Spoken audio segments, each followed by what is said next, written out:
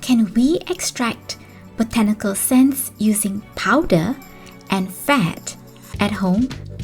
You might be asking, why would one even want to do that?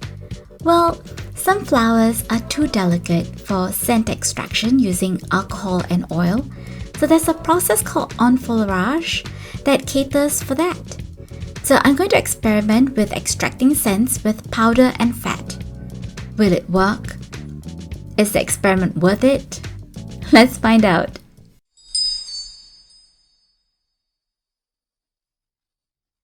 I've worked with alcohol maceration and oil immersion to extract scents pretty successfully. In fact, I have a whole course called Scentsations on how we can extract botanical scents using oil and alcohol.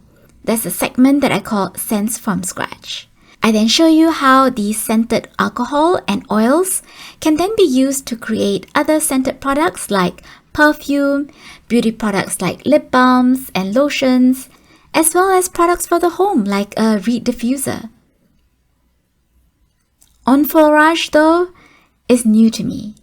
So this is not a how-to video as much as it's an invitation to the wider world of scent makers out there to share your experience on enfleurage like how I will here. This is a long video because I'm documenting my experiment, so feel free to use the timestamps. Enfleurage is such a fancy term. It might be new to some of you, so I'm going to break it down what it is in a bit. Then I'll show you my experience creating powder enfleurage and fat enfleurage, respectively. But first, I'm laying out what I found theoretically about home-based enfleurage process. We're going to go through some basics of extracting scents through fat and enfleurage. First, we're going to talk about what is enfleurage. Some guiding ethos for using enfleurage to extract scents and getting started, cleaning and safety. Now, a primer on enfleurage.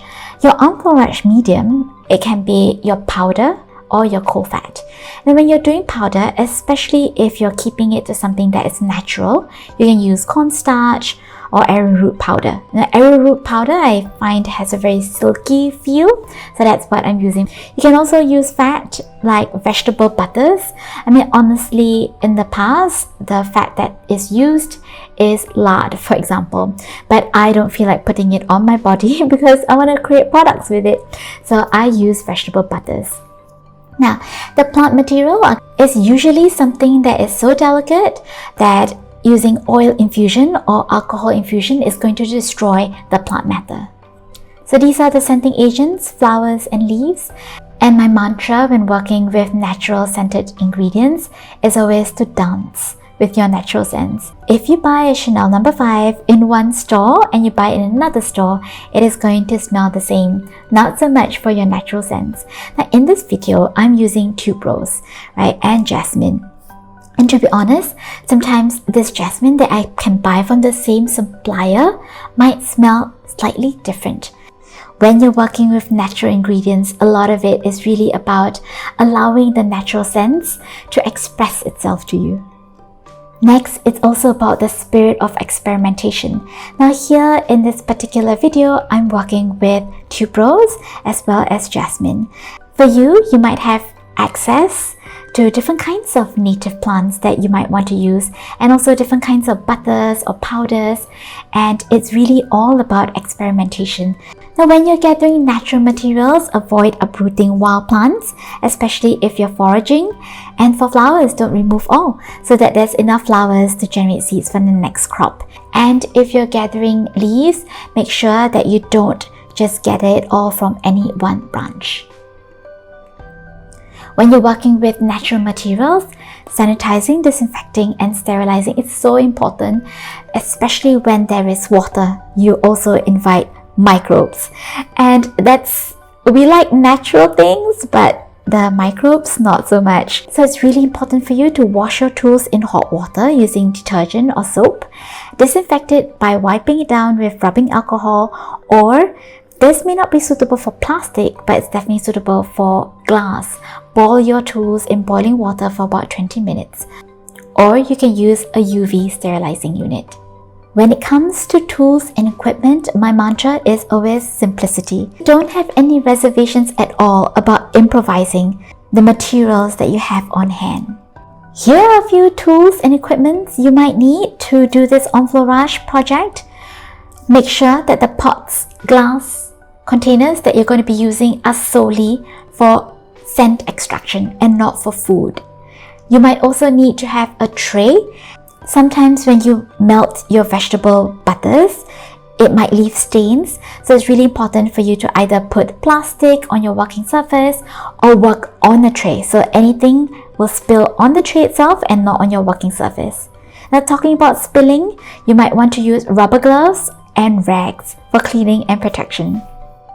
It's also important for you to have measuring equipment, beakers, measuring cups and spoons. Next, recording is so important because sometimes you like what you did and you want to make sure you can remember and recreate it the next time. Sometimes you don't like it so much and you need to make a few tweaks. So a logbook is so important for you to know what to tweak the next time. Now, nothing can be simpler than A, B, C, D. What do they stand for? When you are creating scents, this is the process. Think about A. What is your scenting agent? What kind of flowers do you want to use, for example? What is your extracting agent? Do you want to use for powders, cornstarch, arrowroot? And for fat, if you want to put it on your body, what kind of fat do you want to use? What kind of vegetable butters do you want to use as your extraction agent? The next is the bath stage, where you're going to put the scenting agent in or on your extraction agent. You might also want to think about combining your components. I will be talking about something called recharge, and sometimes you may want to use the same materials. For example, jasmine, you're going to use jasmine for all your recharges, but sometimes you might want to layer scents, and in one recharge you're going to do jasmine, another recharge you're going to use something else, a smell that is complementary to jasmine. So think about combining components. Then you get to design. You get to be creative with your scents.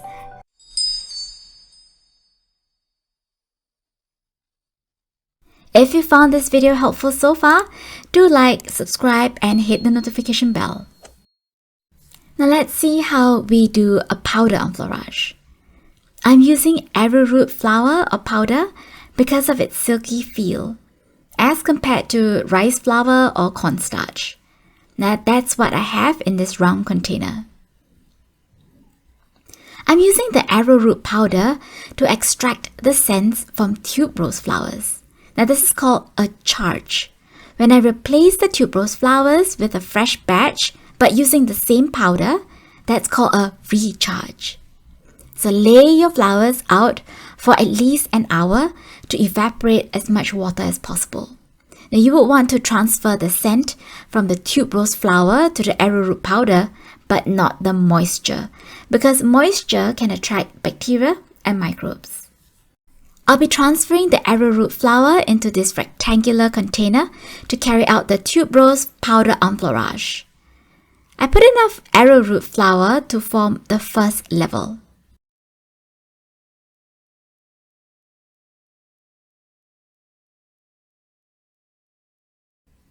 Then, put in your tuberose flowers on top of that first layer of arrowroot flower. If you see some of the flowers having some brown spots, you can set them aside and use the freshest ones you have available. Pack as much tuberose flowers as you can in one layer without overlapping them.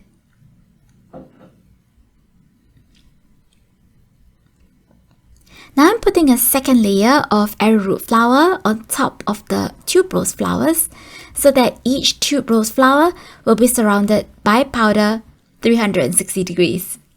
You can have a large, shallow container so that it can fit a larger amount of tuberose flower. Now leave this enfleurage container in a cool, dark place.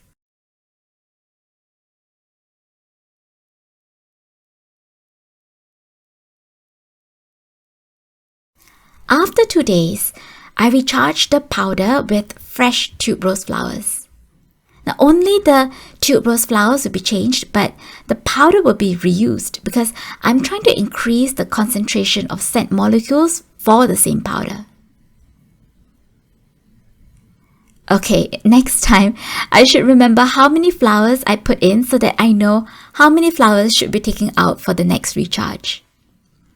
You can use tweezers to remove the flowers. Place the tweezer by the side of the container and tap off as much of the arrowroot powder back into the container. So I'm removing all the flowers and replacing them with a fresh batch. Use a spatula to move some arrowroot flower to the right side of the container. Keep enough arrowroot powder on the left side to form the very first layer of the arrowroot flower. Then, lay the fresh tube rose flowers on top of that layer of arrowroot powder on the left side. Now, push the arrowroot powder on the right side back on top of the tube rose flowers on the left side of the container. This will form another layer on the right side. We do the same thing to place fresh tube rose flowers on top of that layer of arrowroot powder. Push back some of the flower on the left side onto the right side to make a second layer of arrowroot powder. You'll be repeating this process of recharging for as many times as possible until you get the desired scent intensity. I did in total 6 times of recharging. Because I live in an area of high humidity, I've placed this container of powder enfleurage into my fridge, which has a lower humidity than outside. But I leave the container loosely covered because I don't want to have condensation inside the container when I take it out of the fridge. I started having some doubts whether this powder enfleurage thing is going to work in a hot and humid climate, like what I have here. The more recharges I do, the more the powder continues to clump. Comparing it to arrowroot powder from the package, you can already see that the arrowroot powder in the enfleurage container clumping up due to some moisture. Is it supposed to clump like this? I don't know, but let's keep going and see how the experiment goes. Let's remove our tube rose flowers. This time I'm using chopsticks. I'm checking to make sure that all the tube rose flowers are removed from the arrowroot powder. Tube rose flowers has a very strong smell, but to be honest, the smell that's transferred to the arrowroot powder is quite faint at this point, even after 6 times of recharging. So, what am I going to do with this? I'm going to add a few ingredients to turn this into a scented body dusting powder. If you want to add additional fragrance to the tube rose powder enfleurage, you can use essential oils. If you're going to be using it on your body, make sure that the essential oils that you're using and adding are not phototoxic, which neither sweet orange nor Roman chamomile essential oils are. If you want to make a sparkly body dusting powder, you can put gold mica or whichever color that you feel complements your skin tone.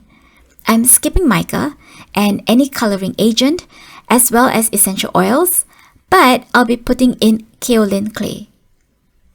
Amongst all the different clays, kaolin or kaolin, however you pronounce it, is the gentlest on the skin. Clays help to absorb moisture. The point of a body dusting powder is to prevent chafing and reduce friction. Okay, I'm just demonstrating with my arms here, but it's to represent how a dusting powder can be placed in between the thighs to prevent chafing and friction. There are 2 types of containers that you can place this body dusting powder into. One is in a container that has a sifter, and the other is this beautiful glass container that you can use with a brush. This container has a very convenient cover where if you turn the dial, it either keeps the holes closed so that the powder will not spill out, or it can keep the holes open so that you can pour out some powder onto your hand. To make the body dusting powder, I am combining 2 parts of the scented arrowroot powder to 1 part of kaolin clay. With all body products, please make sure to do a patch test and stop using the product if you find that you're allergic to it or experience sensitivities. Then mix the 2 evenly. Keep moving your container around and the powder towards the center of the container to make sure that there are no unmixed parts at the bottom edges. Truthfully, at this point, I still have my doubts because I've never seen such a clumpy body powder. And I know that moisture attracts microbes and bacteria, so it's worth being cautious. Still, let's complete the experiment in good faith till the end. Once you're happy with the mixing, tap the container on the palm of your hand to level it. Then snap close with the sifter and close the container if you wish. But we're going to see how this works. So pour out dusting powder onto your palm. I think it's a little challenging and only a little bit comes out. And I wonder whether it's because of the clumping. Once you have the amount that you need, rub the powder together onto your palms. And then transfer it to a part of your body to prevent chafing, whichever part generates the most sweat.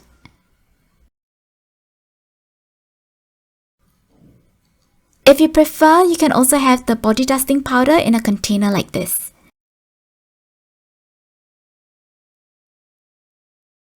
Use your brush to dab it into the powder and transfer the powder onto any other part of your body in circular motions. If you're using the right brush, it feels really gentle and luxurious on the skin. I'm taking a sniff and there is that slight scent from tuberose. If you want more fragrance, you can always add essential oils. I talked about moisture a lot, and if you're using this DIY body dusting powder, do place it away from any humid areas like the bathroom. So, I don't know you guys, do you think this experiment of extracting scents using powder and then turning it into a body dusting powder is successful? I mean, there is a transfer of the tuberose scent, but it is faint. But that can be easily remedied by doing more recharges. I only did 6. I'm more worried about the moisture that's being transferred from the fresh flowers onto the powder after so many recharges. So I probably will have to try this experiment again to see if I can reduce the incidence of moisture transfer. So if you try making powder enfleurage, please share with me some of your best tips.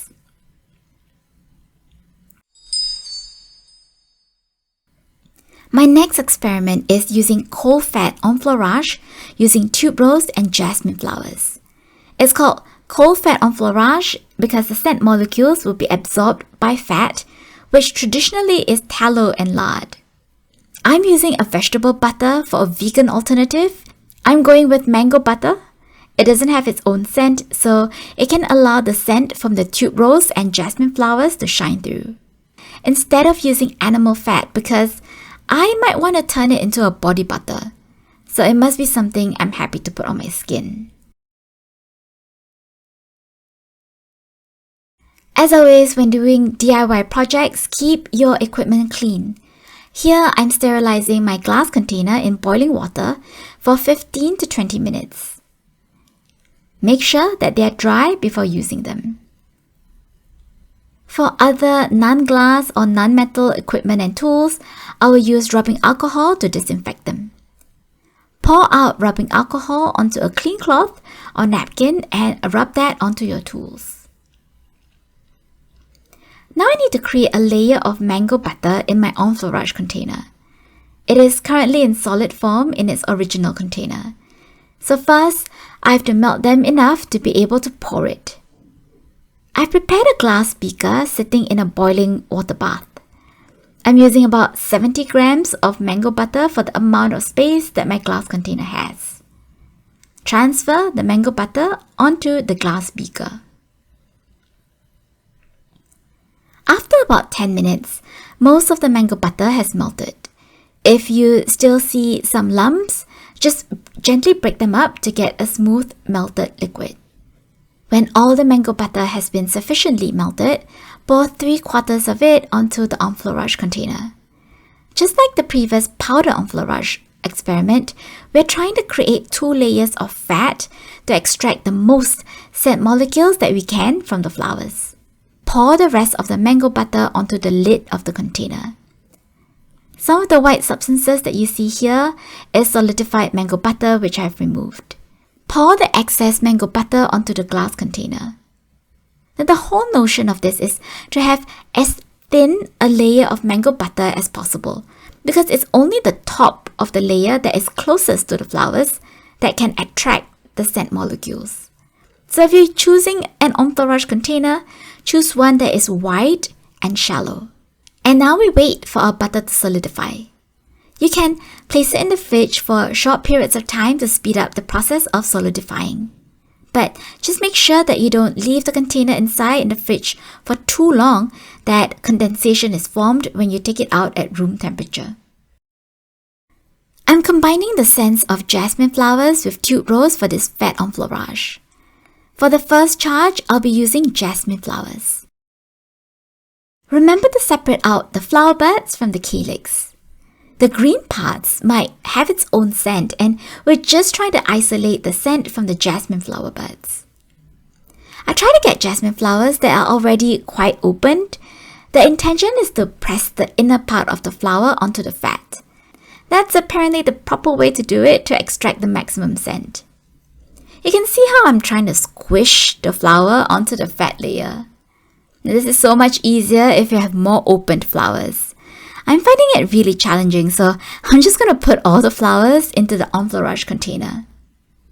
Here, my layer of mango butter is thin, about 0.5 cm.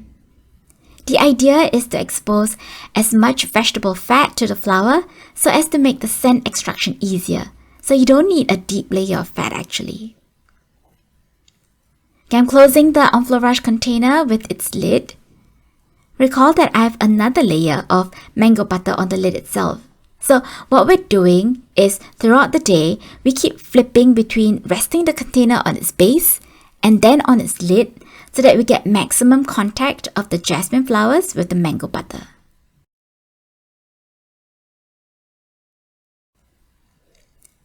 This is what the jasmine flowers look like after 3 days in the container. I'll be doing a fresh recharge with new jasmine flower buds. I wish that the camera can pick up the scent inside this bag of plastic, because the smell of the jasmine flowers is so intoxicating. Before adding your jasmine flowers onto the mango butter, allow the flowers to wilt first so as to reduce the amount of water that enters the Enfleurage container. Now close the and put it back in the fridge. My subsequent recharges are using tuberose flowers. For this next recharge, allow the tuberose flowers to wilt first so that water can evaporate. Then lay them out on the bed of mango butter. You can remove any brown parts from the flowers to prevent getting off notes that might spoil the scent that you're trying to extract. Once I've filled one layer of tuberose flowers, I place the Enfleurage container in the fridge for another 2-3 days. I placed it in the fridge because the humidity levels outside is much higher than what it is in the fridge. It's a little challenging because the temperature changes when I take the Enfleurage container out, and that leads to condensation and the introduction of water. This time I didn't close the lid for the container because I'm afraid of moisture buildup. But on the other hand, I'm also worried that the scent I'm working so hard to extract will more easily escape the container. Just remember throughout the day to keep flipping the container to get maximum contact between the flowers and the mango butter. At this point, I do feel that because of the humidity and temperature levels living in a tropical country, that doing a fat enfleurage process at home is pretty challenging.